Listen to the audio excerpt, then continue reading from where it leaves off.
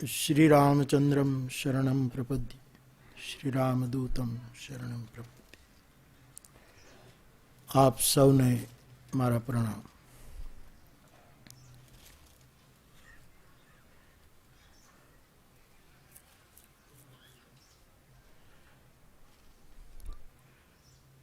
सर्वे भवन्तु सुखिनः, सर्वे सन्तु निरामया।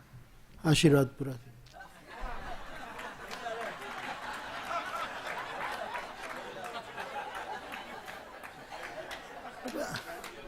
आशीर्वाद कहीं लेक्चरों में थोड़ा हो यार। आशीर्वाद जीभ थी न होय, जीव थी होय। અને એમાં મારે હંમેશા આ પ્રોબ્લેમ થાય છે। હંમેશા જ્યાં બોલવાનું હોય એટલે હું સમજી શકું છું કે એને કયા અર્થમાં કહ્યું, પણ હું હંમેશા હળવી પળોમાં પણ કહેતો છું મારા નામે મિનિટો ઘણી હોય, કાં તો લખી જ ન હોય, મને છેલ્લે બોલવાનું હોય જ્યારે ટીમ જીતી ગઈ હોય, પછી ખાલી ઔપચારિકતા મારે પૂરી કરવાની હોય, પણ આશીર્વચન જ લખાય ત્યારે મને એમ થાય કે અમારી પાસે ખાલી આશીર્વાદ જ, વિચારો કાંઈ નહીં, વિચારવું જેવું અમારે કંઈ હશે જ નહીં એમ।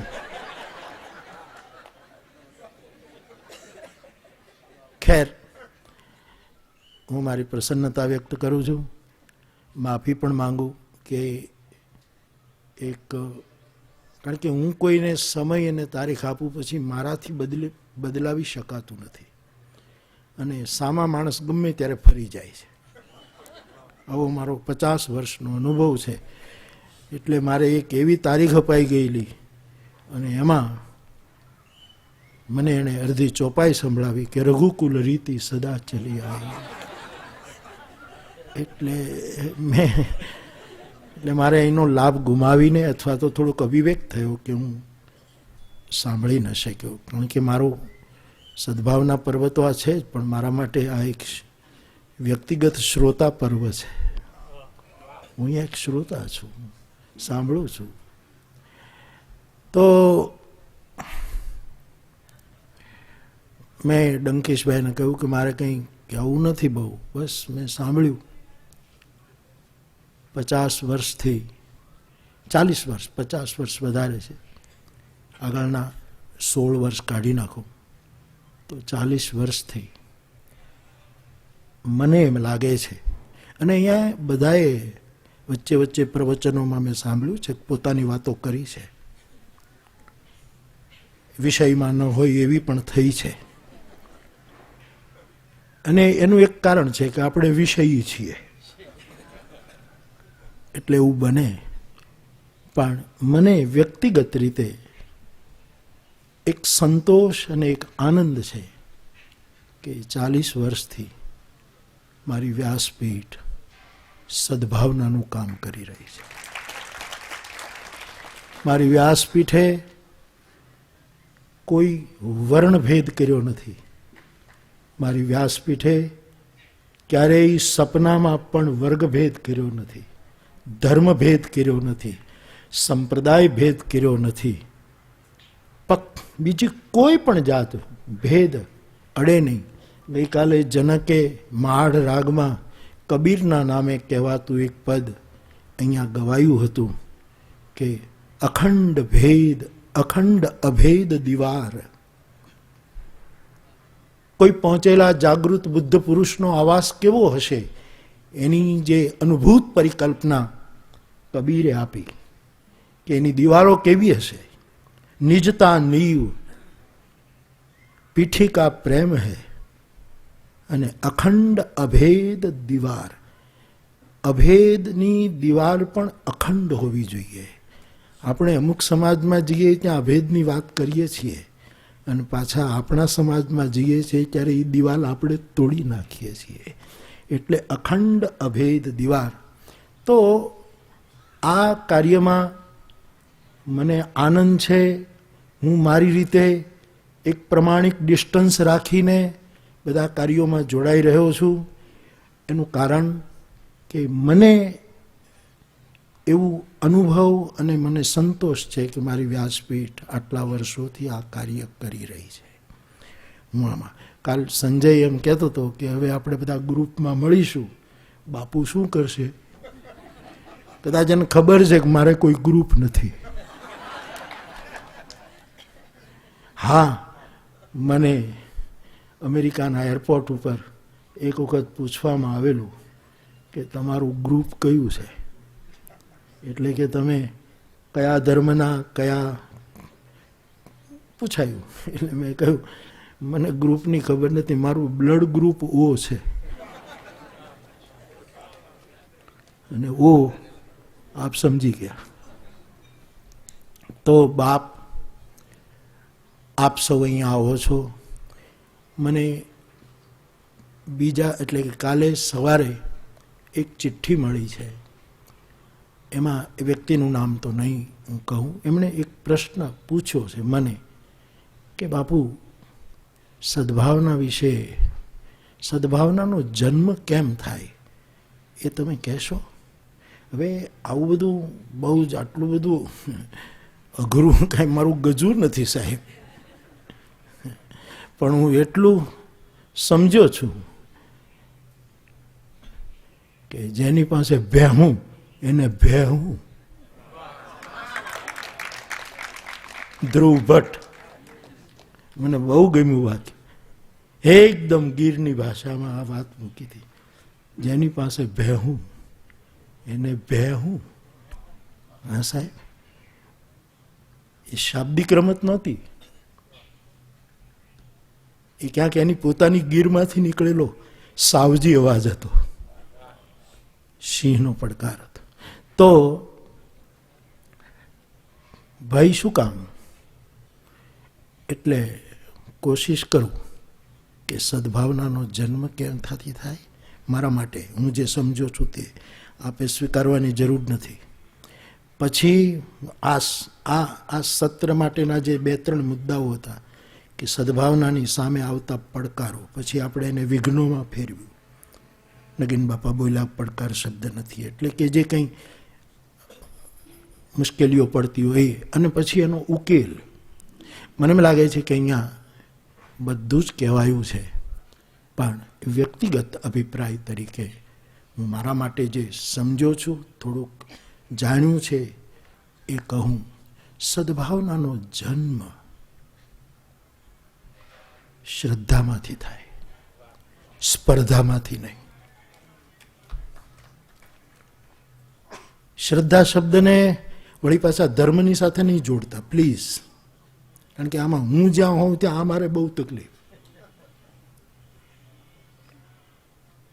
મારો ધર્મ, મારા સુંદર વિશ્વનો ધર્મ, મને જે સમજાયો તે છે સત્ય, પ્રેમ અને કરુણા. અને તેથી પૂર્વગ્રહ છોડી દઈએ તો આ વાતને કોઈ નકારી ન શકે. આ વાત વિનોબાજીએ પણ કહી છે. સંતો અહીંયા જ હમણાં પ્રેમ અને કરુણા શબ્દનો ઉપયોગ થયો છે, આદરણીય વિદ્યુતભાઈએ કર્યો છે. તો બાપ, સૌથી પહેલા શ્રદ્ધા જોઈશે. અંધશ્રદ્ધા નહીં, અશ્રદ્ધા નહીં, શ્રદ્ધા. સ્પર્ધાની વાત આગળ પણ થઈ છે. કદાચ અભયભાઈએ પણ સ્પર્ધા વિશે કંઈક વાત મૂકી હતી. આપ સ્વીકારો કે ન સ્વીકારો, પણ વિચારજો જરૂર કે સ્પર્ધા લાભ કરાવી શકે, શ્રદ્ધા શુભ આપી શકે. અને આપણી મૂવમેન્ટ લાભની નથી, શુભની સ્થાપનાની છે. આપણે કોઈ લાભ નથી લેવા. આનો લાભ શું એ નથી વિચારવાનું આપણે, કારણ કે લાભ શુભ ન પણ હોય, પણ શુભ હંમેશા લાભ હોય છે. અને આપણે ગુજરાતીઓ છીએ ને, એટલે મને આખા ગુજરાતની ખબર નથી, પણ અમારે તલગાજરડામાં તો લાભ શુભ ગણેશ ચતુર્થીએ લખાય. આપણી ગણેશ ચતુર્થી એટલે વૈશાખ સુદ ચોથ આવે, એ રીતે અહીંયા કરીએ અમે. તો લાભ આમ પ્રવેશ કરીએ તો લાભ આ બાજુ અને શુભ. આપણું હંમેશા શુભ લાભની છાયામાં જ આપણે વિચાર્યું છે. પણ બંગાળમાં જાઓ સાહેબ, અથવા તો ભારતના બીજા મુલકમાં જાઓ તો મેં માર્ક કર્યું છે, પહેલું શુભ હોય અને પછી શુભની છાયામાં લાભ અપાવે એનું નામ શ્રદ્ધા છે. અને લાભ આવ્યા પછી શુભની કોઈ ગેરંટી નથી.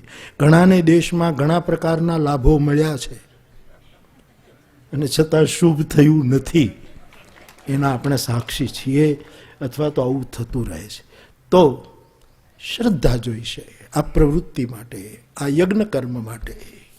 એક શ્રદ્ધા, અને શ્રદ્ધા હશે તો તારી આંખ સુણી કોઈ ના આવે તો તું એકલો જાને. સાહેબ, મને બહુ અનુભવ થાય છે કે મારી વ્યાસપીઠનો લાભ લેનારા અનેક છે, પણ જ્યારે એના વિચારથી ક્યાંક મારી વ્યાસપીઠનો વિચાર જુદો પડે છે, ત્યારે એના જ પ્રાંગણમાં હું બોલતો હું, છતાંય મને મળવા પણ આવી શકતા નથી સાહેબ. ત્યારે હું જોઉં છું કે આ લોકોને લાભની પડી છે, શુભની જરાય પડી નથી. અને સાહેબ, એટલા માટે એક એવી શ્રદ્ધા જરૂરી છે. બહુ રાજી થાઉં છું કે આટલી યુવાની આમાં સામેલ થઈ રહી છે. તો બીજું,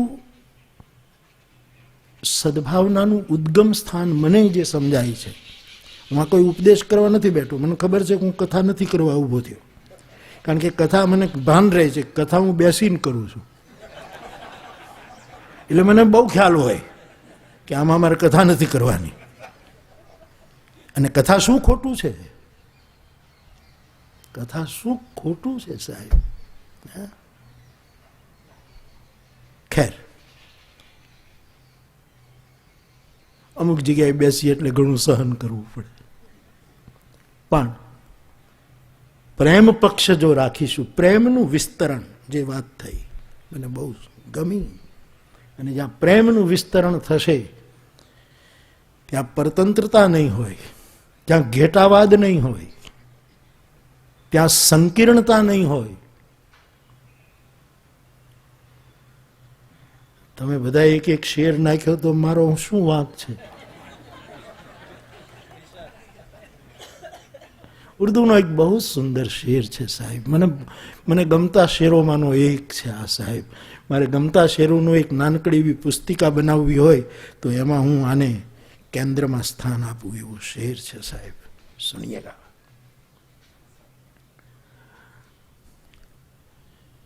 बड़ा अजीब है ये सिलसिला उसकी मोहब्बत का, बड़ा अजीब है ये सिलसिला उसकी मोहब्बत का, न उसने कैद में रखा और न हम फरार हो पाए. प्रेम कोने कहेवाय साहेब? કે આપણને જેલમાં પણ ન રાખે અને આપણે એને છોડીને જઈ પણ ન શકીએ. બડા અજીબ હૈ. ગાંધીજી માટે આ થયેલું સાહેબ.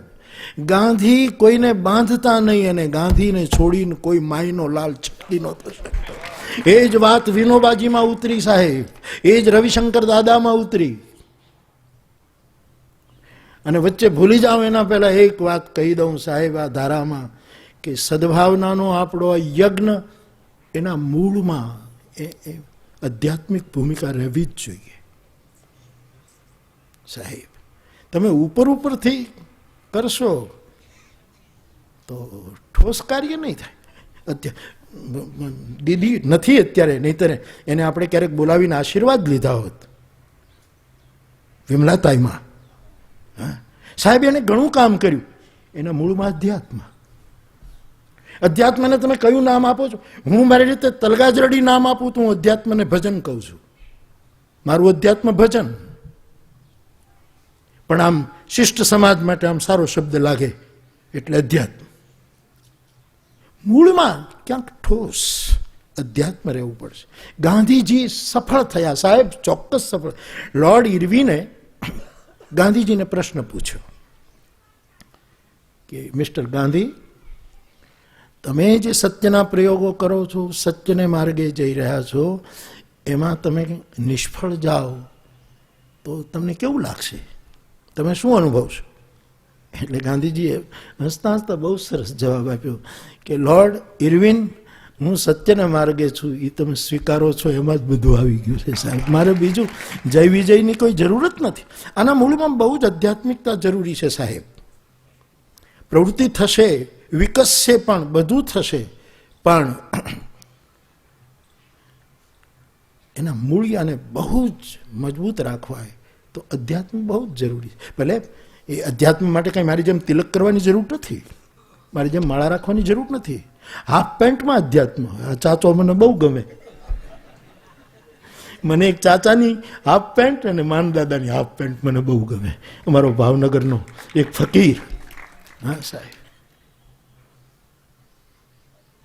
तो बड़ा अजीब है ये सिलसिला उसकी मोहब्बत का, न उसने कैद में रखा न हम फरार हो पाए. એવા પ્રેમનું વિસ્તરણ. અને એક વખત અહીંયા એમ પણ કહેવાયું કે સત્ય અને પ્રેમ જ્યારે ક્રિયાન્વિત થાય છે ત્યારે એ કરુણા બને છે, પ્રવાહિત થાય છે ત્યારે કરુણા બને. અવશ્ય એમાં કોઈ બે મત નથી. તો શ્રદ્ધામાંથી સદભાવના જન્મે એવું મને વ્યક્તિગત લાગે છે. બીજું, જ્ઞાન સત્તાની ચર્ચા થઈ. જ્ઞાન એ ભગવદ્ ગીતાના ન્યાયે શ્રદ્ધામાંથી જ્ઞાન જન્મે છે. જ્ઞાનનો જન્મ શ્રદ્ધામાંથી છે. પણ જ્ઞાન એટલે બહુ અઘરા અર્થમાં ન લઈ જઈએ. સદભાવનાનો જન્મ થશે આપણી વ્યક્તિગત સમજમાંથી. આપણી વ્યક્તિગત, હું તમને સમજણ આપું ને તમે સદભાવનાના પહેલામાં આવી જાઓ ને, મારી ને તમારી વ્યક્તિગત સમજમાંથી સદભાવના છે. અથવા તો વ્યક્તિગત સમજ પણ વ્યક્તિગત અનુભવોમાંથી જન્મે છે. જ્યારે મને ને તમને એવા વ્યક્તિગત અનુભવો થશે ત્યારે આપણી વ્યક્તિગત સમજ વિકસશે. આવી વાત કેટલા ટકામાં નહીં જોશો સાહેબ, કેટલી માત્રામાં. હું તો પ્રાઇમરી સ્કૂલમાં શિક્ષક રહ્યો છું એટલે મને ખબર છે. હવે શિક્ષણના શું નિયમો છે મને કાંઈ હવે ખબર નથી, પણ 35 માર્ક્સે પાસ થઈ જવાય. અને એમાંય કાંઈ 30 હોય તો કોઈ કૃપા ગુણ એમ પાસ થવાય. મેં સાહેબ 30 માર્ક્સે પાસ થતા મારા ઘણા શ્રોતાઓ જોયા છે. મેં ક્યારેય બોલ્યો નથી, આજે કહું છું. મારે અમુક ઘટનાઓ યાદ નથી કરવી, કરાવવી પણ નથી. પરંતુ જે કંઈ જ્યારે કંઈ ગુજરાતમાં કે અન્ય સમયે બન્યું છે ત્યારે 3 પરિવારો મારી પાસે આવ્યા અને એ હિન્દુ હતા. એ અમદાવાદના એક વિસ્તારમાં રહેતા હતા અને એમણે મને એમ કહ્યું, બાપુ કે આવું બધું બન્યું ત્યારે અમુક જે બીજા ધર્મના હતા એ અમારે ત્યાં રહેવા આવ્યા ત્યારે અમને અમુક લોકોએ એમ કહ્યું કે આશ્રય ન અપાય, પણ અમે વ્યાસપીઠને સાંભળી હતી ને એટલે અમે એને આટલા દિવસ સુધી, એને હું 30 માર્ક કહું છું.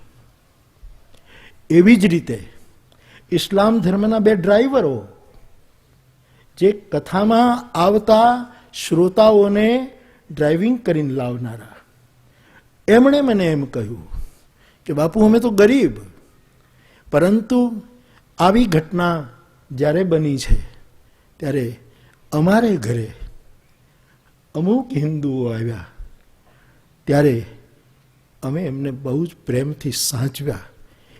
મેં એટલા દિવસ ડ્રાઇવિંગ ન કર્યું. હું દરવાજા પાસે આગળ બેસતો અને એનું એક જ કારણ, બાપુ તમારી કથા નથી સાંભળી પણ કથા સુધી લોકોને પહોંચાડ્યા છે એને લીધે. આ સદભાવના છે. આ સદભાવના ક્યાંથી જન્મી હશે? વ્યક્તિગત અનુભવમાંથી ઉપજેલી વ્યક્તિગત સમજ કે આ જરૂરી છે. એટલે આવી રીતે ક્યાંક ને ક્યાંક પાસિંગ માર્ક્સ આપણે આપી શકીએ એવું મને દેખાય છે. એટલે આમ ઉત્સાહ વધે છે. ઘટતો તો નથી જ સાહેબ, એ તો હું ચોક્કસ કહું. હા, આ જિંદગીમાં બહુ આનંદ કરવા જેવું છે સાહેબ. હા, મને વિદેશથી આવેલા 5-7 યુવાન ભાઈ બહેનો બેઠા હતા ચિત્રકૂટમાં, અને એમણે મને કીધું કે 2012માં કંઈક એવી ફિલ્મ છે, એમાં બધો પ્રલય થઈ જવાનો છે અને કાંઈ બચવાનું નથી, અને તમને શું લાગે છે? મેં કીધું 2015 સુધી મેં કથા આપી દીધી છે, એનું શું થશે? ખબરદાર જો કાંઈ અસ્તિત્વને કોઈ હલાવ્યું છે તો સાહેબ, 15ના કારતકની મેં પહેલી કથા આપી દીધી છે નવેમ્બરની, તો એનું કરશે કોણ બીજો કથા? માફ કરજો. મારે કહેવું છે સાહેબ કે વ્યક્તિગત અનુભવમાંથી એક સમજ ઉત્પન્ન થાય છે, અને એ સમજ મને ને તમને સદભાવના રૂપી બાળકનો આપણે ખોળે જન્મ આપે છે, એમાંથી એક સદભાવના જન્મે છે. પછી અનુભવ અને સમજમાંથી જન્મેલું સદભાવનાનું બાળક, એને રમાડવું ગમશે, એને દૂધ પીવડાવવું ગમશે, સાહેબ એના હાલરડા ગાવા ગમશે, અને એ પાપા પગલી પાડતો હશે એ ગમશે, એની તોતળી ભાષામાં એ સદભાવનાની વાતો થતી હશે, એ પણ આપણને પાંડિત્ય ભૂલાવી દે એવી હશે સાહેબ. એટલે બીજું કેન્દ્ર બિંદુ મને આ લાગે છે કે જ્ઞાન, સમજ, ડાપણ, જે શબ્દ વાપરો, અને બહુ આગળ જઈએ તો પ્રજ્ઞા, પણ એ બધું બહુ એ ખાલી વાતોમાં હોય છે. અમે નગીનદાસ બાપાને બેઠા હતા અને એટલી બધી અઘરી ચર્ચામાં ચડી ગયા સાહેબ, એટલે બહુ ઉપર ગયા ગયા અમે. પછી મને એમ લાગ્યું નીચે આવવું હવે કઠિન છે સાહેબ, એટલે મેં કીધું વાળું તૈયાર થઈ ગયું છે, હવે આપણે નીચે બી આવીએ બધા, આમાંથી કંઈ આપણે પાછા પહોંચી નહીં શકીએ સાહેબ, એવું છે. એટલે પ્રજ્ઞાન એવા શબ્દો હું નહીં વાપરું. ત્રીજું, સદભાવનાનું ઉદ્ગમ સ્થાન મારી દ્રષ્ટિએ એ છે અને તે છે બોધયંત પરસ્પર, ભાવયંત પરસ્પર. ભગવદ્ ગીતાએ જે વાત, મને મીરાબેન ભટ્ટ મને એક પત્ર મોકલ્યો છે આ સંદર્ભે. એમાં અમને લાગ્યું બાપુ આટલું થાય તોય બહુ છે કે પરસ્પર આપણે કેમ મળતા નથી, મને એ સમજાતું નથી. અને મળીએ છીએ ત્યારે આપણે લાભનો જ વિચાર કરીને શું કામ મળીએ છીએ? અરે ક્યારેક હારવા તો મળો, ક્યારેક હારી જવા તો મળો. અને આપણું ભજન જગત તો એમ કહે હારે કો હરિનામ, હારે કો હરિનામ. જેમ કીધું ને કે આમ બે જગ્યાએ જીત. હા, એ મને અંગ્રેજી યાર આવડે નહીં સાહેબ, અંગ્રેજી આવડતું તો હું તમારી જેમ નો ક્યાંક અધ્યાપક હોત, પ્રોફેસર હોત સાહેબ, અત્યારે રિટાયર્ડ થયો હોત, સારું પેન્શન મળતું હોત, કેટલું બધું ફાયદા. તો પરસ્પર ધર્મ, કોમ, વર્ણ, વર્ગ, ઊંચ નીચ આ બધું જ એક બાજુ રાખી દઈને, અને બહુ જ ઈમાનદારી, પ્લીઝ ઈમાનદારી શબ્દ મારે વાપરવો પડશે, બહુ જ ઈમાનદારીપૂર્વક પરસ્પર મળવું પડશે. કારણ કે સમૂહમાં આપણે બહુ જ ઈમાનદારીથી મળીએ છીએ, એકલા હોઈએ છીએ ત્યારે આપણે બહુ જ બેઈમાન હોઈએ છીએ સાહેબ. ક્યાંથી કટ્ટરતા આવી, ક્યાંથી પૂર્વગ્રહો આવ્યા, ક્યાંથી આ ભેદો? મનુ દાદાએ આપણે ત્યાં કહ્યું ને કે આ ભેદોની દિવાલ મારે ભાંગવી છે, મારે આ દિવાલો તોડવી છે.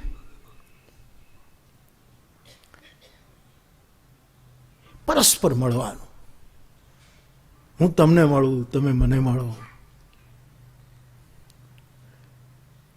હું તમારી પાસે આવું. મારે કાંઈ સંખ્યા નથી વધારવી મારી કથાના શ્રોતાની, પણ તમે ક્યારેક કથામાં આવો, આવો આવો આવો આવો આવો. એટલે હું જ બધે આવું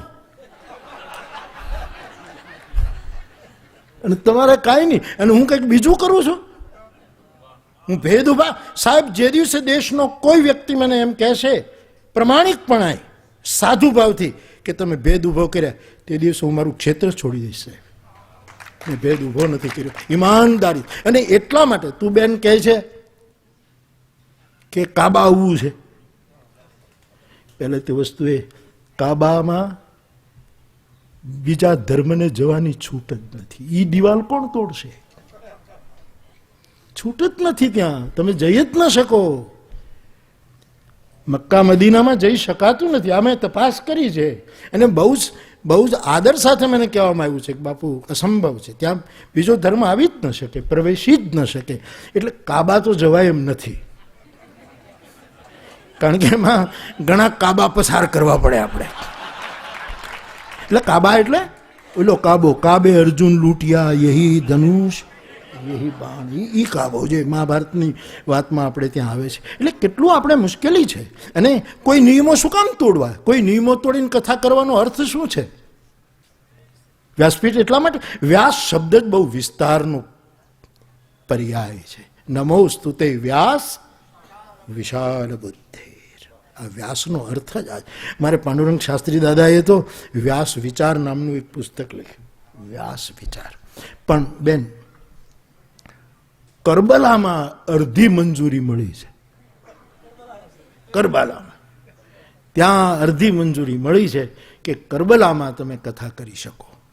ત્યાં તમને અમે કરીએ.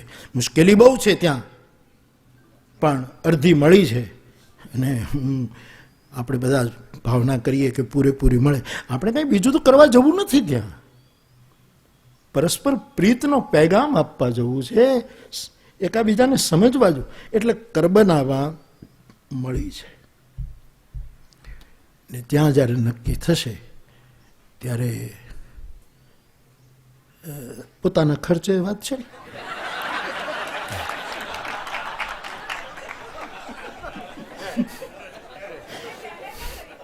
ના ના બેટા, હું તો આનંદ કરાવું છું.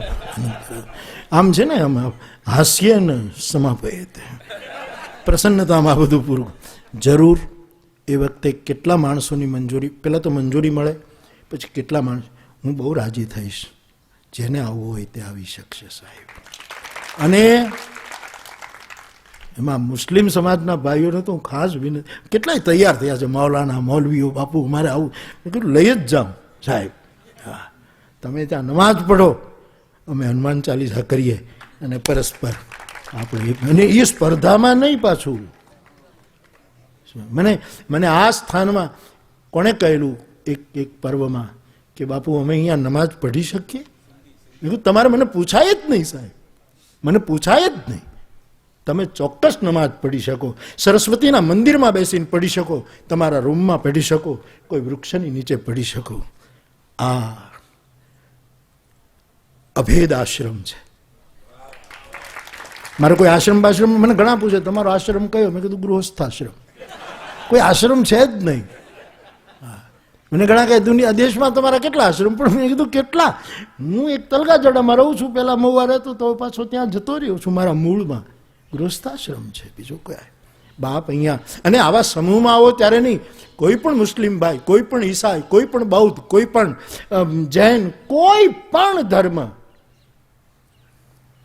એ અહીંયા આવીને રહી શકે છે. એની પોતાની નિજ સાધના કરી શકે છે. એને હૃદયથી આવકાર છે. એને અહીંયા નિવાસ, એની અમારાથી બને એટલી અમે સેવા કરીશું. કારણ કે એટલા માટે જ. અને આ બહુ જ મારા દિલથી બોલું સાહેબ, તમે તમારી પરીક્ષાએ કરી શકો છો. હા, કારણ કે આવું બોલી જાય પછી તમે ખાલી પરીક્ષા કરવા તો મને પૂછજો ક્યારેક, પછી ભલે આવતા નહીં. પણ એવું તો કહો કે અમે આવીએ ને પછી જે ના પાડું તો બાવો નહીં સાહેબ. જો ના પાડું તો સાહેબ.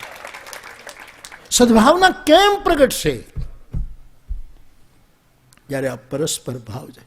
મને કેટલા, મારે તો કેટલા મૌલાના મૌલવીઓ, મુસ્લિમ ભાઈઓ સાહેબ. હું કાશ્મીરમાં ફરતો હતો અને અમારો જે ડ્રાઈવર હતો એ મને કે બાપુ બીક લાગે છે, તમારું નામ સાંભળ્યું, ટીવીમાં જોયા, પણ મારે ઘરે તમે આવો. મેં કીધું ભાઈ આમ કંઈ લાભ માટે જવાય નહીં, પણ એક વિનંતી કરું, ચા પીવડાવ તો આવું. મને કે ચા તો ન હોય, કાવો પહેરે કાવો. પછી એને બીજી વાત કરી કે બહુ જ ડિસ્ટર્બ વિસ્તારમાં હું રહું છું, જ્યાં આટલી બધી મુશ્કેલી. મેં કહ્યું મને કોઈ બીક નથી, તને મારા લીધે તકલીફ ન થવી જોઈએ સાહેબ. આ પરસ્પર પ્રીત બાંધવી પડશે સાહેબ. અને તે સમૂહમાં જેટલો અભેદ બતાવીએ છીએ એટલો જ વ્યક્તિગત અભેદ જન્માવવો પડશે. કારણ કે આ વસ્તુ હજી બરાબર બનતી નથી. એનું કારણ આપણે ક્યાંક, હું ઘણી વખત અહીંયા બોલ્યો, વળી પુનરુક્તિ કરું. આ 4 લીટી આમ તો બહુ સહેલી છે, પણ હું બોલ્યા જ કરું છું. કથા શરૂ કરતી હતી આજે કે નથી દીઠી કદી ભૂખને, છતાં એ ભૂખ પર બોલે. અને અનીતિમય ભર્યું જીવન સભામાં નીતિ પર બોલે. પરાઈ નારીને દેખી નયન જેના આમ તેમ ડોલે ને સભા મધ્ય ઉભો થઈને પાછો બ્રહ્મચર્ય પર બોલે. ઈર્ષા મદ અને મમતા લોભમાં પાંગળો થઈને વ્યાસની ગાદી પર જઈને પાછો એ ભક્તિ પર બોલે. સાહેબ, ગાંધી બાપુના વચનો ચીરી નાખતા હતા. એનું કારણ શું છે? કારણ કે એ ક્યાંક અંદરથી ગોળી નીકળતી હતી અને મારનારી ગોળી નહોતી, તારનારી ગોળી હતી. ગાંધી પાસે ગોળીઓ હતી, મારનારી નહીં, તારનારી હતી. સાહેબ, એ ગોળી. અને આજે દેશની દશા શું છે? અને મને ક્યારેક ક્યારેક એમ પણ મેં એને વખાણ કર્યા અથવા તો એ વિચારને સ્વીકાર્યો એટલા માટે કોઈક આપણા વખાણ કરે ને આપણે એને એને જય જયકાર કરીએ, એવો માણસ નથી સાહેબ. હા, કાલે અભય સાહેબે પરમ દિવસે રામના હાથમાંથી શસ્ત્રો મેં લઈ લીધા અને શસ્ત્ર વગરના રામને બેસાડ્યા છે. એ વાતને એટલો આદર આપ્યો એટલો હજી ગુજરાતીઓએ આપ્યો નથી, કર્મશીલોએ નથી આપ્યો, ગાંધી વિચારધારાએ નથી આપ્યો, વિનોબાના વિચારની માળા ફેરવનારાએ નથી આપ્યો. મારે કોઈનો અભિપ્રાય જોતો નથી. મેં મારા માયલાને પૂછી અને મારા રામને અને મારા તલગાજડાને પૂછીને કીધું કે હવે રામના હાથમાં શસ્ત્રો શોભતા નથી, મારો રામ શસ્ત્રધારી નહીં હોય. અને એ પગલો ભર જ્યારે જ્યારે અહીંયા બધા આવતા હતા ત્યારે ત્યાં જોવાઈ જતા હતા કે શસ્ત્રો ગયા કે કેમ. અને મેં વિનંતી કરી કે હવે જોઈ આવજો. હવે જોવા જતા નથી. તમે વિચાર કરો, આપણી સદભાવના ક્યાં ગઈ? તમે આટલી સદભાવના તો કેળવો. મારે સેવ્ય નથી બનવું, પણ તમે મને થોડોક સહન તો કરી લો. હું ક્યારેક ક્યારેક કહું છું કે મારી વ્યાસપીઠ સેવ્ય તો નથી પણ ઘણાને સહ્ય પણ નથી. હવે એનું મારે શું કરવું? આ રોઈ રોઈ કોને સંભળાવું? રુદિયો રૂવે નહીં, માયલો ભીતર ચલે કેમ? અને સાહેબ, આદરણીય ગુણવંતભાઈ મારા વડીલ છે, મારા સ્નેહી છે, હું બહુ જ એની સાથે, એણે તો મને બહુ આદર સાથે કહ્યું કે બાપુ આ વિચાર મને આમ આમ ઠીક છે તમે કહો એટલે. એ તો વળી પાછા એમ કે બાપુ કહે એટલે પછી કોણ બોલી શકે? પણ અહિંસાની આટલી બધી વાતો કરનારો આ પ્રાંત, જ્યારે મેં રામના, સાહેબ મને કેટલી મુશ્કેલી પડી હશે તમને ખબર નથી. હું એકલો રોયો છું સાહેબ, કારણ કે મને શંકરાચાર્યોની તકલીફ આવે છે, મને હિન્દુ ધર્મના ઠેકેદારોની તકલીફ આવે છે, મને બધાની તકલીફ આવે છે. એ તો મારા ઉપર હનુમાનની કૃપા અને હું જેટલું સત્ય નિભાવી શક્યો છું એ સત્ય, પ્રેમ અને કરુણાના મારા સૂત્રોનું મને કવચ છે સાહેબ. મિત્ર આ બધા કરવા દે સાહેબ. હા, તમે શું ફેરફાર કર્યો? પણ સદભાવના હોય તો તમે બોલી કેમ શકતા નથી? અને એક ફરી એક પ્લીઝ મને સમજજો ભાઈ, મારે તમારી પાસે કંઈ બોલાવવું નથી ભાઈ સાહેબ, અને મને એ ગમતું નથી, સમજી લેજો. મને જે નજીકથી ઓળખે છે બધાને ખબર છે કે હું આવી રીતના શબ્દોની આપલેનો માણસ નથી સાહેબ. પણ ક્યાં કઈ સદભાવના? એક વિચારને તો આવકારો, પણ અમુક ઘટનાને વાર લાગે. મારું તો એક જ કે રામ મંદિરમાં નથી બેઠા, મારો રામ ઘરે બેઠો છે, ને ઘરે કોઈ હથિયાર લઈને નથી બેસતો, ઘરમાં બેઠો છે રામ. હવે વાત પૂરી, ઓપરેશન પૂરું થઈ ગયું સાહેબ, અને ડૉક્ટર બધા જ હથિયારો મૂકી અને એના બાળ બચ્ચાની સાથે વચ્ચે બેઠો. મારા રામને એક ઓપરેશન, મહા ઓપરેશન કરવાનું આવ્યું હશે, એ થઈ ગયું. હવે શું છે સાહેબ? હવે શું હથિયાર? અને કાલે મેં કહ્યું મારી બાધ્યતા હતી એટલે હું ગયો. એક દરબાર પરિવારના લગ્ન હતા સાહેબ. મેં જોયું ધ્રુવભાઈ, એક આટલો એવો છોકરો, આટલો 7 વર્ષનો હશે, 6-7 વર્ષનો, એને ઇનશર્ટ કરેલો ને મોબાઈલ તો હોય જ, એ મારા ફોટા પાડતો હતો. પણ મેં એનો ફોટો પાડ્યો એટલે કે મારી આંખોથી મેં એને જોયો તો એની કેળ ઉપર રિવોલ્વર હતી, રિવોલ્વર બાંધીને. મને એમ કે રમકડા નહીં લાગે છે. અમે એને બોલાવ્યો, ઘણા સાધુ સંતો. મેં કીધું આ સાચી રિવોલ્વર છે, જાણકારોએ કીધી, ફોડવા ટેવાયોલે કીધી કે આ સાચી છે. તમે આપણે ક્યાં જઈ રહ્યા છીએ? એક 6 વર્ષના બાળકને એક ખાલી અમુક અભય આમ ન આવે, અભય સત્યથી આવે, શસ્ત્રથી ન આવે કોઈ દિવસ અભય. અભય જેને આવે એને સાહેબ, હું શાસ્ત્ર શબ્દ નહીં વાપરું, વળી શાસ્ત્ર વાપરું તો વળી પાછા અર્થઘટનો હોય. શસ્ત્રથી ના આવે, શાસ્ત્રથી આવે તો વળી પાછું કયું શાસ્ત્ર, કોણ પડે એમાં? ગ્રંથ ગરબડ કરી વાત ન કરી ખરી. ગ્રંથોએ પણ બહુ જ ગ્રંથ, વિનોબાજી કહેતા કે કોઈ પણ ધર્મસ્થાનમાં અમુક વસ્તુ હોવી જોઈએ અને એમાં એક એવી વસ્તુ હોવી જોઈએ જે હું 100% કબૂલું છું, ધર્મસ્થાનમાં સંશોધનો થવા જોઈએ. જે ધર્મસ્થાન પીટાઈ વાત કરતી હશે, સંશોધન નહીં હોય તો પછી રાજસત્તા અને ધર્મસત્તામાં ફરક શું? ધર્મની સાથે સત્તા શબ્દ જોડવો પણ મને ગમતો નથી. ધર્મ સત્તા નથી, ધર્મ વ્યક્તિની નિજતા છે. સત્તા તો કંઈક જુદું જ કરતી હોય છે સાહેબ. અને હા, આપણે ત્યાં જોડાય છે એ શબ્દ એટલા માટે કારણ કે ધર્મએ પણ સત્તાના કામો કર્યા છે. હિંસા, ખૂન, આ તે, કોઈને ફેરવી નાખવા, કોઈને બદલી નાખવા, આવા બધા જ ગુપ્ત રૂપે અહિંસક કાર્યો કર્યા છે. એક શેર બીજો સંભળાવું. નદી કે ઘાટ પર,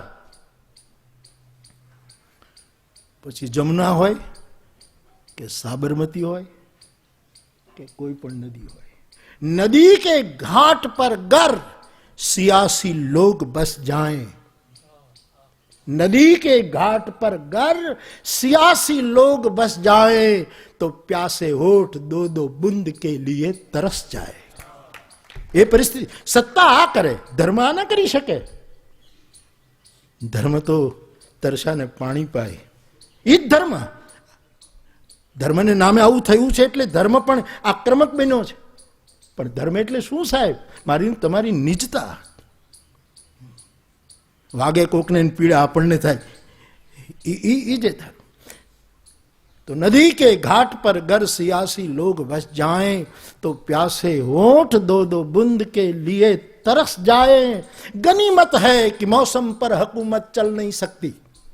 गनीमत है कि मौसम पर हुकूमत चल नहीं सकती, वरना सारे बादल उनके खेतों में ही बरस जाए साहब. धर्म धर्म से साहब, धर्म यानी सत्य, प्रेम, करुणा.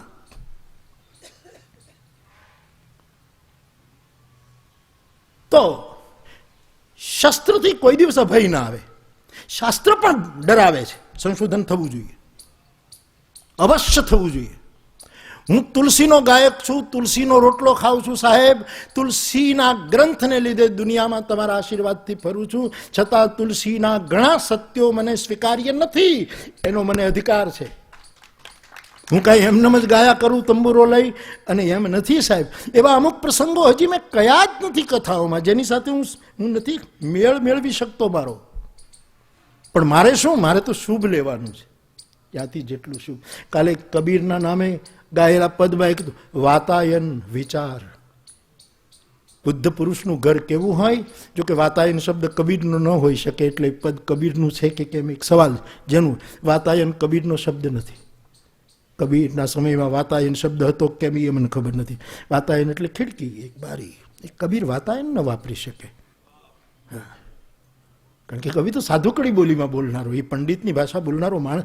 પણ એક જેના જેના જેના વિચાર એ જ ખિડકીઓ છે, જેને દરવાજા બંધ નથી કર્યા સાહેબ. મારે રાજકોટમાં હનુમાન જયંતિ પછી કથા કરવા જવાની છે. હવે મારે શું થયું, દેવી પૂજકો માટે કથા કરી,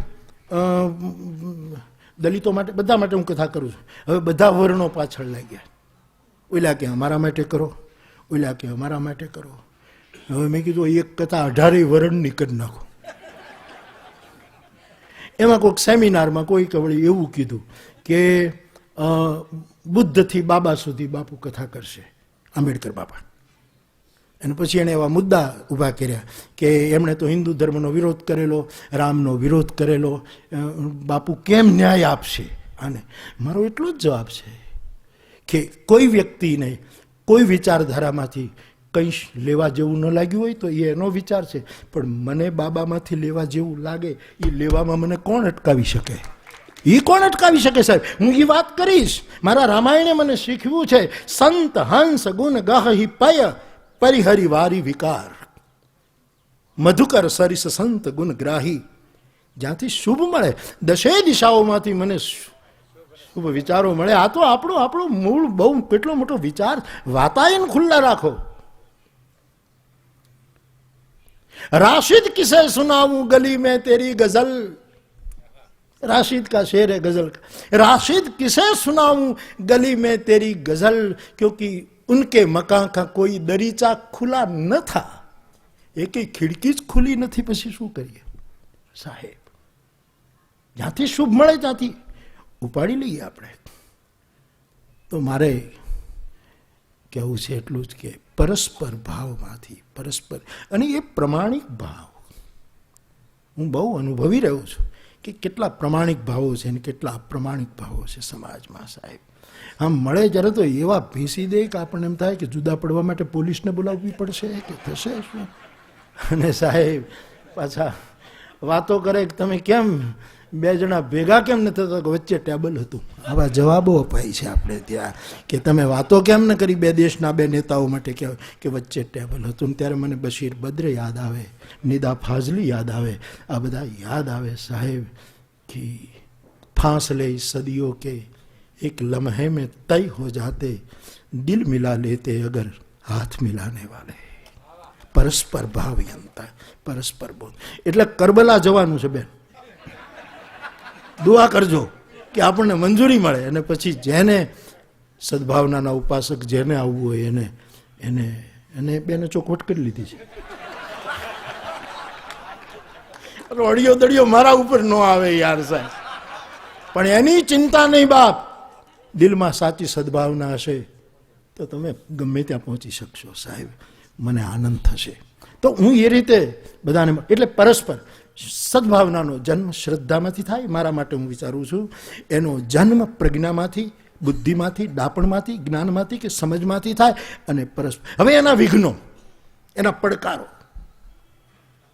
હું થોડુંક બોલું ને.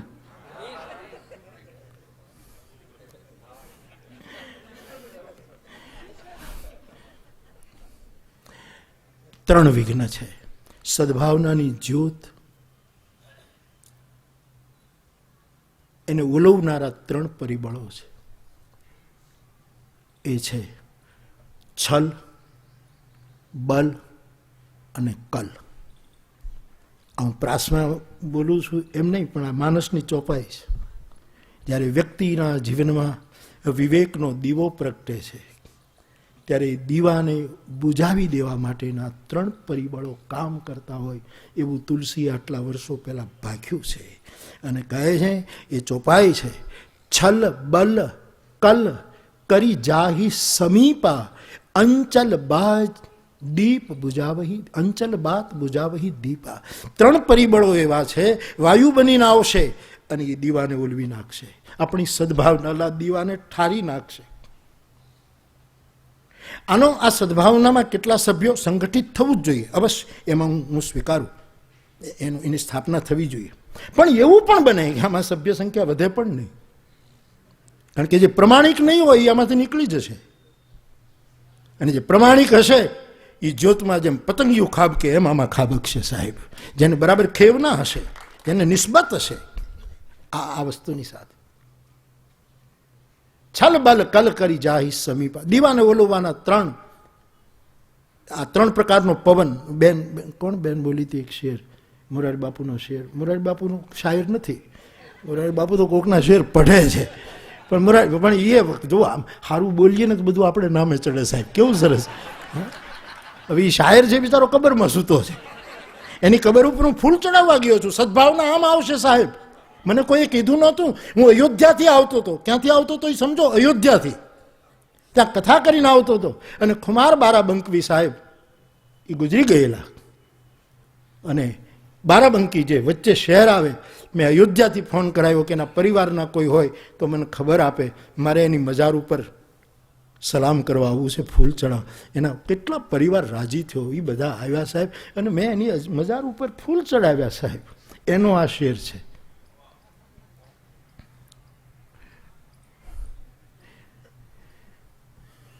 दिया जल रहा है, हवा चल रही है, न हारा है इश्क न दुनिया थकी है, પ્રેમ કોઈ દિવસ હારે નહીં, અને દુનિયા એને હરાવવાનું ક્યારેય છોડે નહીં. એ બે વસ્તુ ચાલુ રહે. ન હારા હૈ ઇશ્ક, ન દુનિયા થકી હૈ, દિયા જલ રહા હૈ, હવા ચલ રહી હૈ. સાહેબ કુમાર બારાબંકી કો શેર હૈ, બહુ સુંદર. એનો એક શેર દેશમાં દુનિયામાં જે બની રહ્યું છે એના ઉપર, જ્યાં જ્યાં બનતું એના ઉપરનો એક શેર બહુ છે કે ચરાગો કે બદલે મકાન જલ રહે. જ્યાં દીપ જલવા જોઈએ સાહેબ, ત્યાં મકાનો સળગી રહ્યા છે. ચરાગો કે બદલે મકાન જલ રહે હૈ. શાયર એનો જવાબ ક્યાંથી કાઢશે? પોતે અંદરથી જવાબ આપે કે ચરાગો કે બદલે મકાન જલ રહે હૈ, ક્યોંકि નયા હૈ જમાના इसलिए નઈ રોશની હૈ. સમાજ બદલ્યો છે એટલે આવી રોશની કરવા ટેવાઈ ગયો છે. મેરે રાહબર મુझको ગુમરાહ કર દે, સુના હૈ કે મંજિલ કરીબ આ ગઈ હૈ. વળી પાછો મને તું લઈ લે, પુનરપી જનનમ પુનરપી મરણમ, હરિના જન તો મુક્તિ ન માંગે. એ અર્થમાં નર્સ શાયર તો એ એનો શેર છે. તો દીવો ઓલવવાના પ્રયાસો થશે, સદભાવનાની પ્રવૃત્તિને અનેક રીતે જોશે.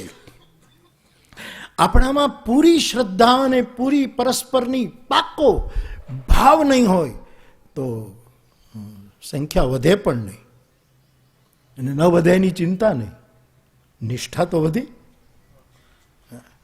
દાદા ધર્માધિકારી કહેતા કે ભાઈ બધાએ તળાવમાં દૂધ ન નાખ્યું, અને પછી એક જણો કે મારે તો નાખો જ ઓલો તળાવ આખો દૂધનું કરવાનો હુકમ થયો. ત્યારે કોઈ કીધું કોઈ નથી નાખવાનું, બધા પાણી નાખે, તું નાખીશ તો શું દૂધનું થાય? કે દૂધનું નહીં થાય પણ રંગ તો બદલશે. રંગ બદલવાની આ વાત છે સાહેબ, આખું સોસાયટીને બદલવાની વાત છે, આ મૂળ આખું પરિવર્તન કરવાની વાત. એટલે આ પ્રવૃત્તિને થોડોક સમય પણ લાગે, પણ છે સાચી પ્રવૃત્તિ, સારી પ્રવૃત્તિ, અને જગતની સામેની પ્રવૃત્તિ જે સારી હોય, સાચી હોય અને હવની સામે હોય, ખાનગીમાં ન હોય, એવી પ્રવૃત્તિ છે. તેથી એને બુજવવાના ત્રણ, એક તો બળ, બળના તમારે જે અર્થ કરવા, સત્તા પણ કરી શકો, બળમાં ધર્મ સત્તા પણ જે શબ્દ વપરાયો તે એ પણ તમે લઈ શકો, જ્ઞાન સત્તા પણ લઈ શકો, અર્થ સત્તા પણ. એ બધા જ બળો આવી પ્રવૃત્તિ શું કામ ચાલે? એ દીવાને ઓલવવાનો પ્રયાસ પણ કરે. કાંઈ ન કરી શકે તો ગેરસમજ પેદા કરે, ગેરસમજ માટે નેટવર્ક ગોઠવે, આવું બધું જ બની શકે. અને સાહેબ હું આ વ્યક્તિગત વાતો કરવાનો કોઈ અર્થ નહીં, પણ તમે મારા છો, વડીલો છો, એટલે મને કહેવાની ઈચ્છા થાય સાહેબ કે હું આટલા વર્ષોથી બોલું છું સાહેબ, કાંઈ કોઈનું કશું નથી કર્યું, એક પૈસો કોઈ પાસેથી નથી લેતો સાહેબ, એક પૈસો નહીં. કોઈ માયનો લાલ મને કે બાપુ એ પૈસા લીધા, હું પોથી લઈને જાઉં છું, પોથી લઈને પાછો આવું છું. હા, મેં મારા શબ્દો રામાયણને અર્પણ કર્યા છે, હું વેચતો નથી. અને છતાંય મારી વ્યાસપીઠને એટલી મુશ્કેલીઓ પડે છે કે હું કારણ કે દીવો ઓલવી નાખવો છે. છલ બલ કલ કરી જાહી સબીબા. તો બળ, કોઈ પણ શક્તિ એને ઓલવવાનો પ્રયાસ કરી શકે, એ એક વિઘ્ન છે. બીજું કલ, કલનો અર્થ થાય હોશિયારી, કળા, ચતુરાઈ. ઘણા છે ને દીવો ઘરમાં હળગતો હોય ને, ફૂંક મારીને ન ઓલવે, છીંક ખાઈને ઓલવી નાખે, એ હોશિયારી છે. આપણે મેં તો ડોશી દીવડાઓ જોયા છે ગામડામાં સાહેબ, અમારા ઘરમાં ક્યાં દીવો હતો સાહેબ, એ ડોશી દીવડામાં મેં વાળું કરતા હતા.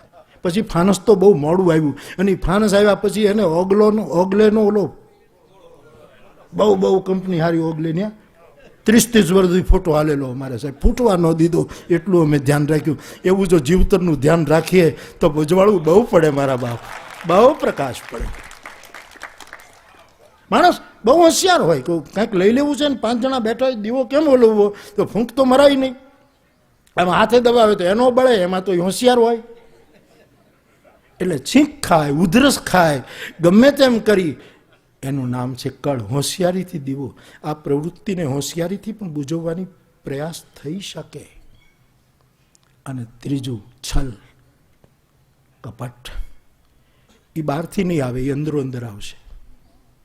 છલ, જેમ કહ્યું ને કે એક વસ્તુ ઊભી થાય એમાંથી ઘણી વસ્તુઓ ઊભી થશે. કીર્તિભાઈની કોની વાત કરી, વિદ્યુતભાઈ, કે એમણે કીધું તમે કેટલી સંસ્થા બનાવી, કે જેટલા મારા વિરુદ્ધમાં ગયા એને બધા નવી શાખાઓ ઊભી કરી સાહેબ. આ બહુ જ મોટું પેલું છે આમાં. પણ એને ગળે લગાડતા રહેજો કે તું ભલે શાખા ખોલ, પણ ડાળ અહીંથી લઈ જાજે. વડલો આ છે, પહેલો વિચાર અહીંથી શરૂ થયો છે. એની ડાળ લઈને રોપજે, અને એમાં જો પંખીડા સદભાવનાથી રહેતા હશે તો અમને એટલો જ આનંદ થશે કે આ અમારા જ વડલાની એક શાખા છે સાહેબ.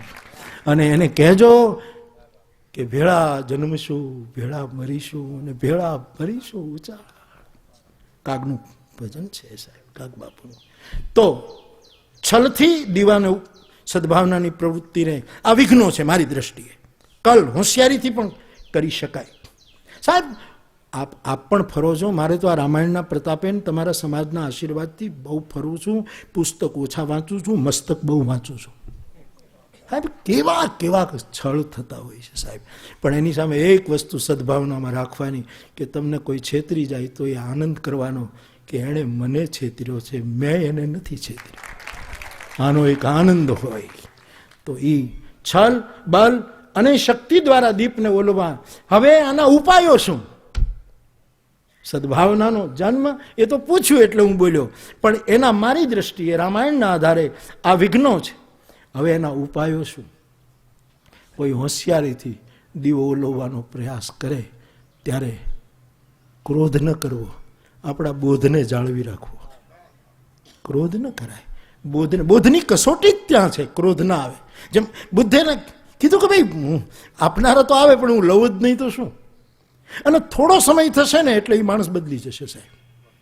બુદ્ધના માટે આવો જ દાખલો છે ને. કોઈક થૂક્યું, બીજી વખત થૂક્યું, ત્રીજી વખત થૂક્યું, બુદ્ધ એમને બેસી રહ્યા, માણસ જતો રહ્યો. અડધા કલાક પછી આવ્યો, બુદ્ધે થૂક લૂછી લીધું અને પછી ઓલો પગે લાગ્યો. એટલે વળી એને પ્રેમથી દેશના કરવા માંડ્યા. એટલે એક શિષ્ય પૂછ્યું કેમ? હા કે થૂક્યું એ બીજો હતો, અત્યારે આવ્યો એ બીજો છે સાહેબ. અહીંયા બીજો માણસ છે, આ એ છે જ નહીં, નહીંતર તો થૂકતો જ હોત. એ બદલાઈ ગયો છે માણસ, અને આપણે બદલાય એવા માણસની સાથે કામ કરવાનું છે સાહેબ. એના માટે થોડીક ધીરજ જોઈશે, એના માટે થોડુંક વેઇટ કરવું પડશે. અને ગમે તે કરે એના માટે ક્ષમા, બહુ જ અખંડ ક્ષમા મારે તમારા માટે બહુ જ જરૂરી છે. નિષેધ કોઈનો નહીં, વિદાય કોઈને નહીં. રાજેન્દ્ર શુક્લ. નિષેધ કોઈનો નહીં, વિદાય કોઈની લઈ. હું શુદ્ધ આવકાર છું, હું સર્વનો સમાસ છું. રાજેન્દ્ર શુક્લ. આ સદભાવનાના મૂળમાં. તો ઉપાય કોઈ છળ કરે, કપટ કરે અને હોશિયારી કરે તો ભલે આપણને ભોળા કહે, ભોળવાઈ જાજો. દીવો નહીં ઓલાય. થોડુંક ભોળવાઈ જવામાં બગડી. ગાંધી બહુ ભોળવાના છે સાહેબ. વિનોબાજી ખૂબ જ ભોળવાના છે. એના સંસ્મરણોમાં પણ એણે કહ્યું છે થોડુંક ભોળવાઈ જવાનું. પૈગંબરો ભોળવાયા છે એટલે પંડિતોએ લાભ લીધો. ધર્મગુરુઓ ભોળવાવું એટલે સમજીને છેતરાવું. છેતરાજે તારી હોશિયારીની ગાંસડીઓ સૌને બંધવજે, પણ છેતરાજે સમજ્યા છતાં તું એક. એને ભૂલી જઈને કોઈએ હોશિયારી કરી દીવો લો, એને ભૂલી જાઓ. એ જેવો જાય એટલે આપણે પાછો પ્રગટાવી લ્યો સાહેબ. બાકસ ન હોય તો ચકમકથી પધરાવી લો. કોઈ પણ રીતે આપણે એને પ્રગટાવી લો. બીજું ઉપાય, કોઈ સત્તાથી, કોઈ કલથી, કોઈ શક્તિથી, બલથી, કોઈ પૈસાથી આ પ્રવૃત્તિના ઉપર હાવી થવા જાય તો સાવધાન રહેવું. હા સાહેબ. કોઈ પણ આવે અને કહેજો સહયોગ કરવો હોય તો કરો, અમારો ઉપયોગ નહીં કરતા. આ સાફ કહેજો. સહયોગ કરો કરવો હોય તો, પણ ઉપયોગ નહીં, અમારો ઉપયોગ ન થવો છે. રાજકોટની યુનિવર્સિટીનું મારું પ્રવચન મેં એક વડીલ આપણા રાજકીયના પેલામાં જ કહેલું કે તમે યુનિવર્સિટીઓને સહયોગ કરજો પણ યુનિવર્સિટીનો ઉપયોગ નહીં કરતા. આ મારું વાક્ય હતું બધાની સામે, તમે એ ધ્યાન રાખજો. તો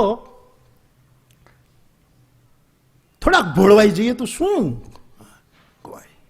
મને ઘણા પૂછે કે બાપુ તમે અત્યારે આ આનંદ કરો છો ને હવે આમ દુનિયામાં ફરો છો, આમાં કંઈક બધું ઓલું થાય તો શું થાય બધું? ત્યારે હું એક જ જવાબ આપું છું કે મારા સ્લીપરમાં ઓલું ડીટડું તૂટી જતું હતું નીચેનું, ત્યારે હું હૂળ ભરાવતો હતો.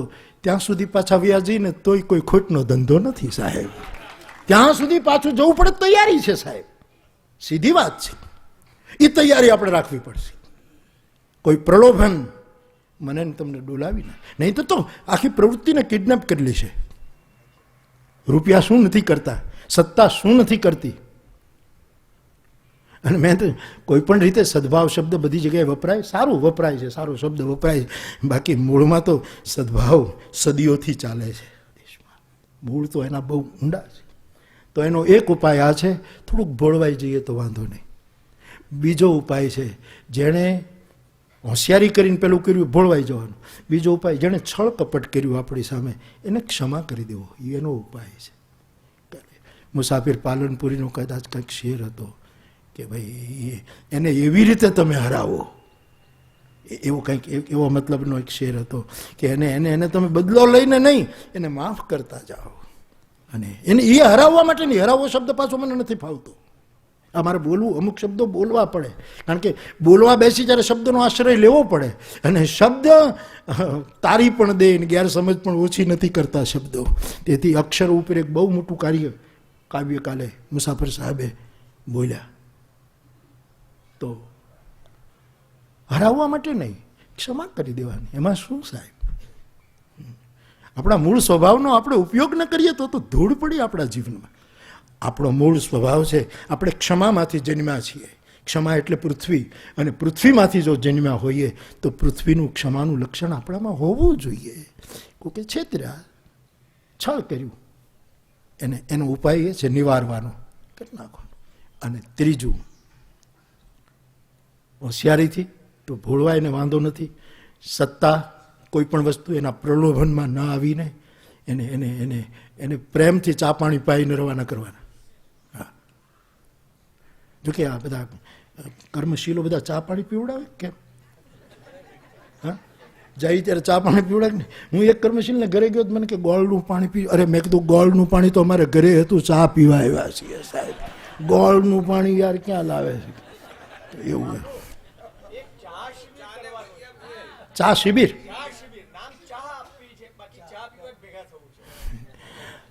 તો ઈ ગ્રુપમાં કદાચ હું હોઉં. હું ચા બહુ પીઉં છું એટલા માટે. ચા એટલે કોઈ વ્યસનના રીતે નહીં, મને મજા આવે ચા પીવાની સાહેબ. અને સાહેબ ગામડામાં જઈએ, મારું તો ગંગાજળનું વ્રત છે ને ગાયનું દૂધ લઉં છું સાહેબ, પણ છતાં હું ગામડામાં જાઉં અને એને ઘરે ભેંસ બાંધી હોય અને એ કેક બાપુ ગાય, મેં કીધું નહીં હાલે, જેને ઘરે ભેહું એને ભેહું હાલે હાલે. એમાં ગંગાજળ નાખો ને. ગંગાજળ જો પાપીને તારતું હોય તો ભેંસનું દૂધ ગાયનું દૂધ ન કરી નાખે ગંગાજળ. એટલી શ્રદ્ધામાં મારા ન હોય, મારામાં ન હોય, ધૂળ પડી શ્રદ્ધાને. હું એમ પી લઉં છું, પણ વ્યસનના રૂપમાં ન હોય. બાપ એને આદર આપીને એના તરફ એ જ એક હાટે બે જાય તો એ ઢાલું માગે ઢોલરો. મેઘાણી કહે છે દીકરીયું દેવાય પણ વહુ વારું દેવાય નહીં. એક હાટે બે જાય તો એ ઢાલું માંગ. એવો એક ભાવ, સદભાવનાના મૂળમાં આવા કંઈક જન્મસ્થાનો મારી દ્રષ્ટિએ એના આવા કંઈક વિઘ્નો અને એના કંઈક આવા ઉપાયો હોઈ શકે. આપ સૌ અહીંયા આવ્યા એનો મને બહુ જ આનંદ છે. પૂરેપૂરો ન એનો મને ખેદ છે કે હું પૂછતો તો કોણ કોણ બોલ્યા હતા અને શું બોલ્યા હતા. એટલે કે મારી પાછળ હું બોલ્યા એ જાણવા માટે નહીં, પણ આમ કે મને ઉપયોગી હોય એવું કોઈ સૂત્ર છૂટી નથી જતું ને સાહેબ. હું તો માધુકરી કરું છું સાહેબ. પહેલાંય તો અમે તાંબડી લઈને ગામમાં લોટ માંગતા ને હજી મારું એ જ કામ છે સાહેબ. પણ લોટ માંગ્યો છે ત્યારે પેલો ચપટી લોટ ઘરનો તાંબડીમાં નાખીને માંગ્યો છે સાહેબ. જે પોતાનો ચપટી લોટ એની તાંબડીઓ ભરાશે.